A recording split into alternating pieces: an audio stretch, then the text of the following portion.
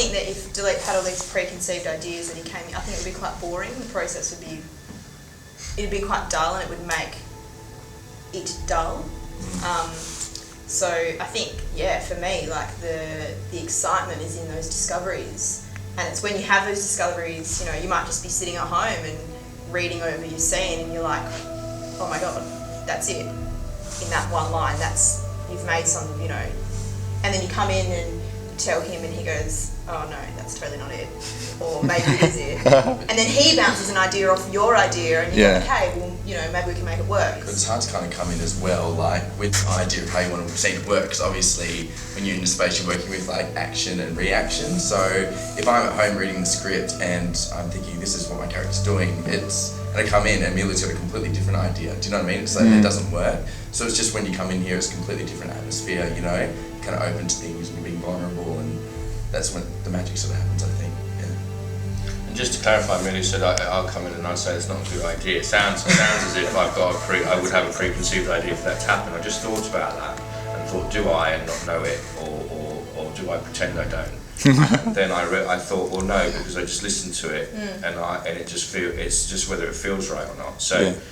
I don't know how much you can say I don't have preconceived ideas, or how, because you can't possibly be completely clear or clean of that, or you know, so I've got to be guilty of that, but I don't think it's a conscious, the difference is just not conscious. I don't sit down, I think, and that's just process. That doesn't make it right or wrong, because there are plenty of amazing people working that spend a lot of time planning, because that's what works for them, and then they feel they can be creative because they've got a really solid plan with them.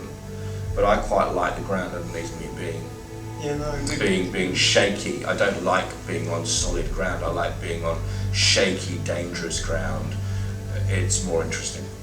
But to be fair on your note as well, you don't shut down our ideas either. If we come in with ideas, you let us at least play it out, and you kind of you know, like you kind of watch it and then you make your decision from there. It's not like you come in, we tell you something, you're like, no, and shut down straight away. We get to visualise it. A lot of plays, when they were written, they weren't complete for a theatre, you know, when it was first started really beginning. I mean, playwrights were just kind of writing as they went along, and I think the actors, and a lot of television works like that, actors don't get the full script, they don't know where things are going to end before when they start, and so they don't know that they do that, whereas with a play you do know everything that you do, and the danger is that you end up knowing a play too well, and then you end up kind of really performing its first read, you know, or the director imposes a lot of ideas on the play because they've got lots of ideas for what they want to do with it. Whereas I really, you know, and it's, you know, people say, oh, you know, I don't read plays, I don't make lots of notes, I don't think about, I don't plan and think I'm going to do that and that's what I'm going to do next and that's what that scene's about. I don't do it. I just come in here and I get them to do things and I watch it, and then I know what to do with that. I just have ideas and they do stuff and I think, oh, right, okay, that's interesting. Or I ask them questions about it, so they start telling me, and then I go, oh, right. So that's what's happening here, you know, is it? That's good. Or, you know, then I question their choices. I'm like, is that the most exciting choice you can make? You know, we're in theatre. It's not life where you have to make dull choices because it's safe, you know. You can make the extraordinary choices up here, and that's what people want to see.